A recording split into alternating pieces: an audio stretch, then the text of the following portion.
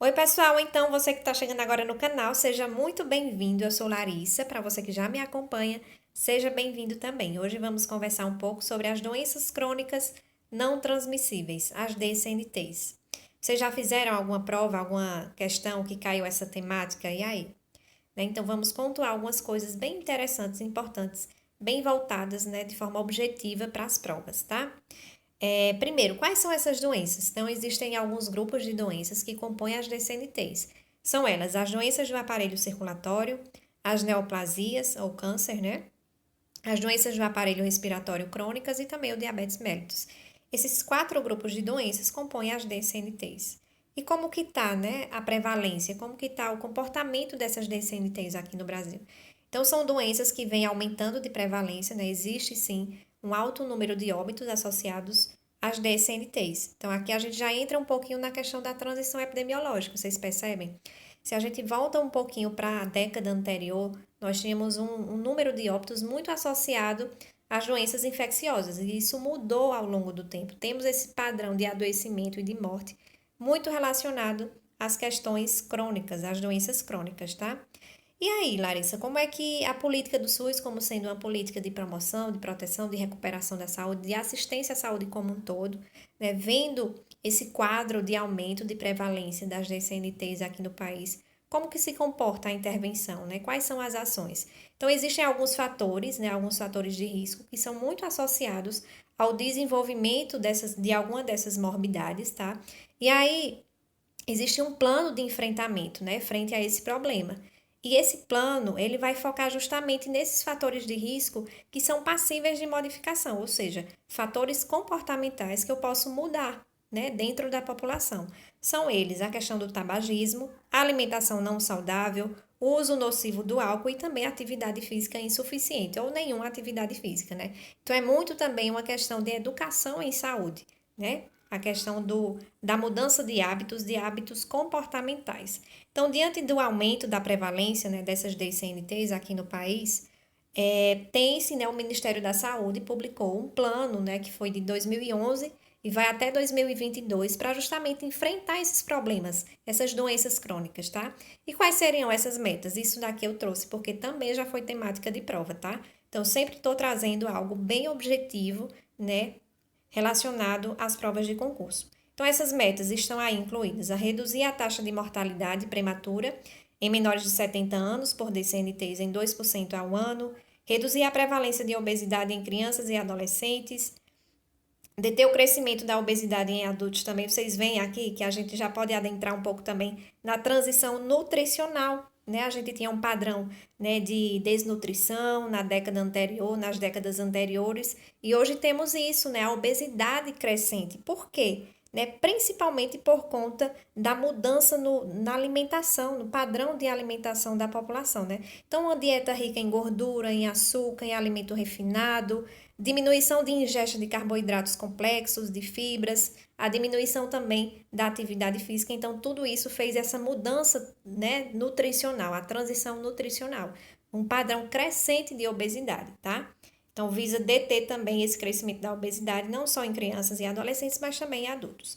Reduzir as prevalências de consumo nocivo de álcool, aumentar a prevalência de atividade física no lazer, aumento de consumo de frutas e hortaliças, reduzir o consumo médio de sal, reduzir a prevalência do tabagismo, aumentar a cobertura de mamografia em mulheres entre 50 e 69 anos, aumentar a cobertura de exame preventivo de câncer de colo uterino em mulheres de 25 a 64 anos e tratar 100% das mulheres com diagnóstico de lesões precursoras de câncer. Todas essas questões, essas ações aqui, estão incluídas nas metas desse plano de enfrentamento frente às doenças crônicas não transmissíveis, tá? Então, essas são as metas. Existe também a vigilância das DCNTs, né? E para isso, o Ministério da Saúde ele é composto por algumas atividades essenciais, né, de vigilância das DCNTs. Quais seriam, né, esses componentes essenciais das DCNTs, né, da vigilância? Então, primeiro, monitoramento dos fatores de risco. Eu fazer uma varredura na população frente a esses comportamentos de risco, né, o tabagismo, o consumo do álcool, atividade física e a alimentação também, tá? Fazer esse monitoramento. Segundo, monitoramento de morbidade e mortalidade específica das doenças. Então, fazer também um perfil, né, de adoecimento, de morte frente àqueles grupos de doença, né? Doenças do aparelho circulatório, neoplasias, doenças respiratórias crônicas e também o diabetes mellitus. Fazer esse monitoramento. E terceiro, as respostas do sistema de saúde, que também incluem gestão, política, plano, infraestrutura, recurso humano e acesso a serviços de saúde essenciais, inclusive a medicamentos. Seria, né, o que a população está recebendo, né, de serviço de saúde? Será que a população está tendo acesso, né, à equipe multiprofissional que trata justamente essa questão, esses comportamentos? Não é só o médico, né, o nutricionista, o assistente social, que vê também o entorno, né, dessa população. Então, ele está fazendo também essa varredura dos serviços de saúde frente à população, tá? Quais seriam também as fontes de informação para o monitoramento das DCNTs? Como é que a gente vai monitorar? A partir de que informações? De onde a gente vai coletar? Então, existem também alguns serviços, né, que fazem essa coleta de dados. São eles o Vigitel, que é tipo um inquérito por telefone, né? Ele é feito mais ou menos com 50 mil pessoas que tenham 18 anos ou mais, que vai investigar justamente esses fatores de risco e proteção, fazendo esse inquérito com a população pelo telefone, tá?